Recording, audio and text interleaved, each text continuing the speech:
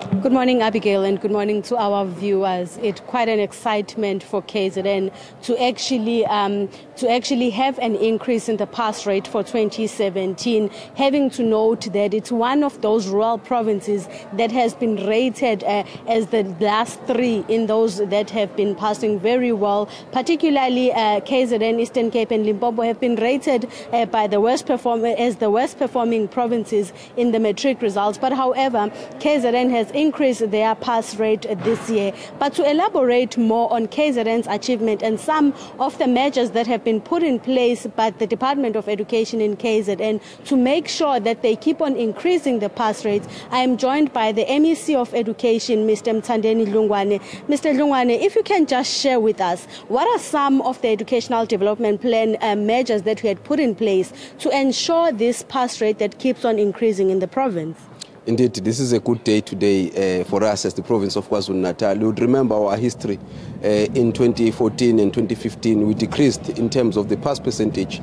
But in 2016, we tried to then, have to increase the number of our learners that are passing. Again, this year, we've increased. We are standing at 72.9%, which is quite a great improvement from the 60% that we had in 2015.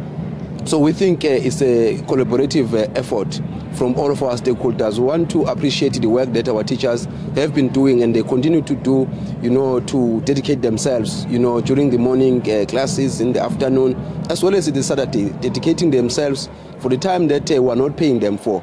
They know that this is the work that they are doing for the nation. We appreciate, also that we've brought in His Majesty. We want to appreciate the role that His Majesty has been playing, to mobilize and agitate the society to ensure that they are aware of the role that they have to play as the society to ensure that we educate our learners. As you know, that as the province of KwaZulu-Natal, we are the highest in terms of improved result with the 6.5 percentage that we've increased. But when you look at the details, final details, you will realize that in terms of the bachelors, we are contributing 35,000 learners. We are the first province, the best performing in terms of the bachelor passes, but also in terms of the numbers that we are contributing nationally. We are contributing about 95,000 learners that have actually that are passing.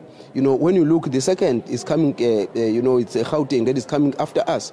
So we are doing a lot of work. We are going to continue also in this work that we are doing for the next year. Now, MEC, you spoke about the number increasing, particularly as you said that the pass rate has increased, which means more demand for higher institutions of learning to accept these learners that have done so well. But also we have those that have progressed. Now, how has KZN been affected with the rates of the progressed learners? Our mantra, we are focusing on the quality of education. And for us, we're not just after numbers. We're after the quality of the passes that we produce, the quality education. That's where our focus is. That's why our main focus also last year, 2017, has been to ensure that the number of support that we give to the progressed learners. It's the policy. It starts from grade 3 upward, that learners will actually be progressed in view of what they are actually, how are they performing in the class, and all of that. We are supporting our progressed learners in terms of the province. That's what we've done this year. Last year, this is what we're going to do also in this academic year as we move forward. But we're not affected heavily by the progressed learners. As you know, when you include the progressed learners, we remain at the 79.5. When we exclude them, we're at 73. So it's a minor percentage in terms of the progressed learner. We are not affected in that regard.